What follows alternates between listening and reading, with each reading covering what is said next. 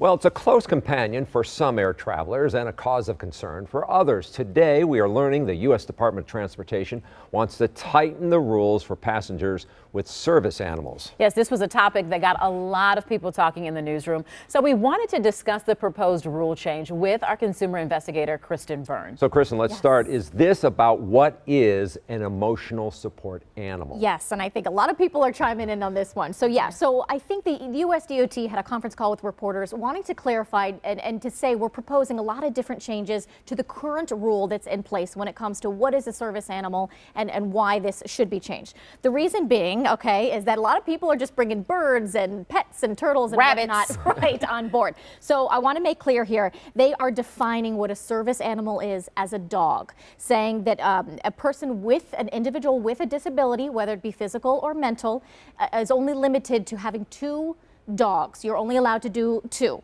So as before, that was not clear. People were bringing multiple, even those saying that they were, yes, individuals with disabilities. And the other thing, the big component is too, is that the airlines now, they would not be required to accept emotional support animals. So they're trying to required. Correct, not required to. It's up to them. Trying to lay down some guidelines here. Let's listen. We went to the airport, Mitchell International Airport, asked some travelers what they thought. Let's listen in.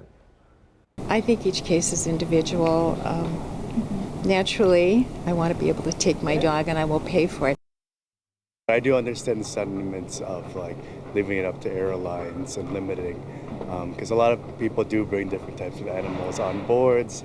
Sometimes it interrupts people's flights or can become a nuisance on an airplane. All right, by the number, Southwest Airlines, 190,000 emotional support animals per year is what they see. American Airlines, more than 155,000 support animals. That was in 2017. And then United, another top airline, carried 76,000 comfort animals in 2017. I thought this was an interesting quote from the flight attendants. The days of Noah's Ark in the air are hopefully coming to an end. That is Sarah Nelson, president of the Association of Flight Attendants. Sure. And I'm sure that for them, that's a whole nother bag, dealing with all these different animals. But I'm also on the side of, who am I to say that this animal doesn't serve you and the needs that you need? And is a dog the only animal that can service a person? Right. And I will say the U.S. DOT says we get so many complaints every year, and they're increasing. Airlines, airports, everyone. So that's a problem in and of itself. They admit it. All right.